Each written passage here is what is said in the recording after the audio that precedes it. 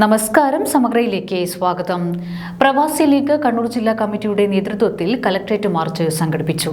സംസ്ഥാന പ്രസിഡന്റ് ഹനീഫ മുന്നിയൂർ ഉദ്ഘാടനം ചെയ്തു. പ്രവാസി ലീഗ് കണ്ണൂർ ജില്ലാ കമ്മിറ്റിയുടെ നേതൃത്വത്തിൽ കലക്ട്രേറ്റിലേക്ക് മാർച്ച് സംഘടിപ്പിച്ചു. നിർദ്ദിഷ്ട പ്രവാസി ആരോഗ്യ ഇൻഷുറൻസ് പദ്ധതിയിൽ തിരിച്ചുവന്ന പ്രവാസികളെ ഉൾപ്പെടുത്തുക, 60 കഴിഞ്ഞ പ്രവാസികൾക്ക് പെൻഷൻ അടക്കമുള്ള ക്ഷേമ പദ്ധതികൾ നടപ്പിലാക്കുക തുടങ്ങിയ ആവശ്യങ്ങൾ ഉന്നയിച്ചുകൊണ്ടാണ് അവകാശ സമരം എന്ന പേരിൽ മാർച്ച് നടത്തിയത്. സംസ്ഥാന പ്രസിഡന്റ് ഹനീഫ മുന്നിയൂർ ഉദ്ഘാടനം ചെയ്തു. കുടുംബത്തിന്റെ ബാക്കിവെച്ച കടങ്ങൾ അവർ തീർത്തു.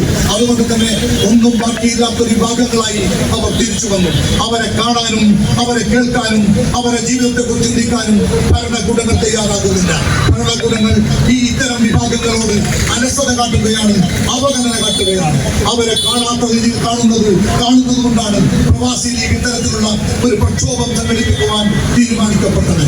60 കഴിഞ്ഞ പ്രവാസികൾക്ക് പെൻഷൻ അടക്കമുള്ള ആനുകൂല്യങ്ങൾ ഉൾപ്പെടുത്തണം. പ്രവാസി ലീഗിന്റെ നിരന്തരമായ ആവശ്യമാണ്. ജില്ലാ പ്രസിഡന്റ് CPV അബ്ദുള്ള അധ്യക്ഷത വഹിച്ചു. മുസ്ലിം ലീഗ് ജില്ലാ പ്രസിഡന്റ് അബ്ദുൽ കരീം ചേലേരി മുഖ്യ പ്രഭാഷണം നടത്തി. ഇബ്രാഹിം മുണ്ടേരി, KC അഹമ്മദ്, UP അബ്ദുൾ റഹ്മാൻ തുടങ്ങിയവർ സംസാരിച്ചു. സമഗ്ര ന്യൂസ്.